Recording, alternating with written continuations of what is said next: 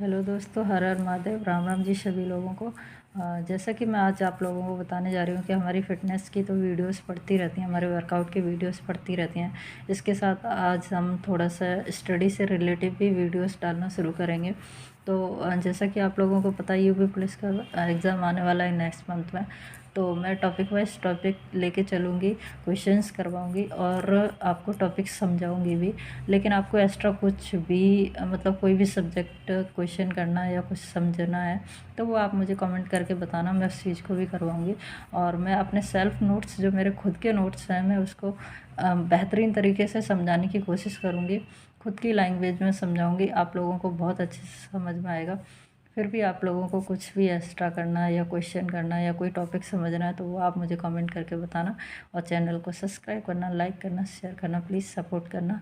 और मैं पूरी कोशिश करूँगी कि मैं बेहतरीन तरीके से हर टॉपिक को डिस्क्राइब करूँ।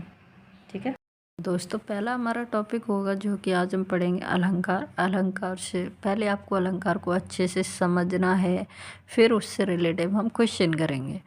तो अलंकार क्या होता है वो मैं आज आप लोगों को अच्छी तरह से समझाऊंगी।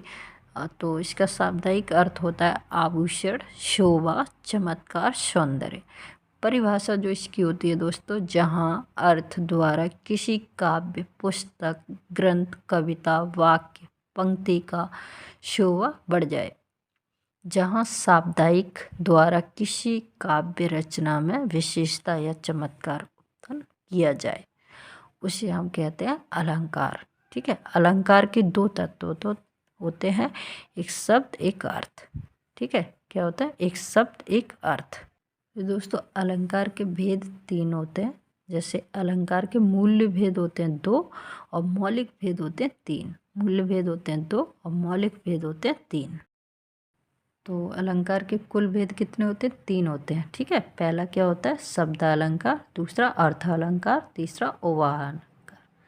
तो पहला हम जो समझेंगे दोस्तों, शब्द अलंकार, जहाँ शब्द के कारण चमत्कार काव्य में उत्पन्न हो।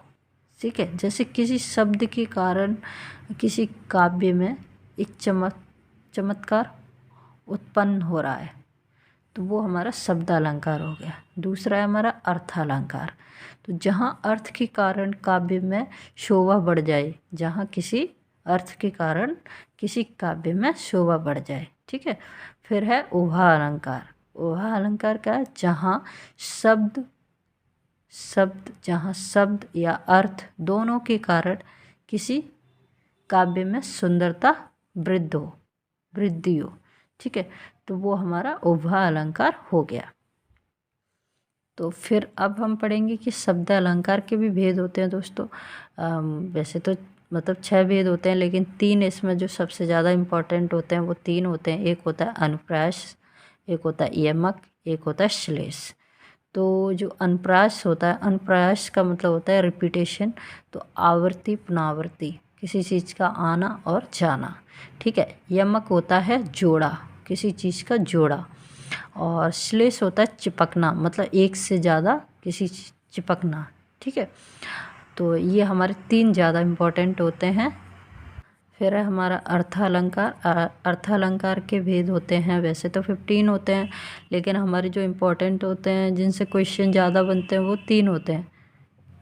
मतलब 3, 4, 5, 6 ऐसे कुछ पढ़ लो, इतने पढ़ लो। वैसे तो 15 होते हैं, उतने से क्वेश्चन तो नहीं उठते हैं, लेकिन जिनसे ज़्यादा क्वेश्चन आने की संभावना होती है वो 3, 4, 5 होते हैं। ठीक है, पहला है उपमा। उपमा मतलब होता है तुलना, आसपास, तुलना। ठीक है, दूसरा होता है उत्प्रेक्षा, संभावना। उत्प्रेक्षा मतलब संभावना। फिर है रूपक।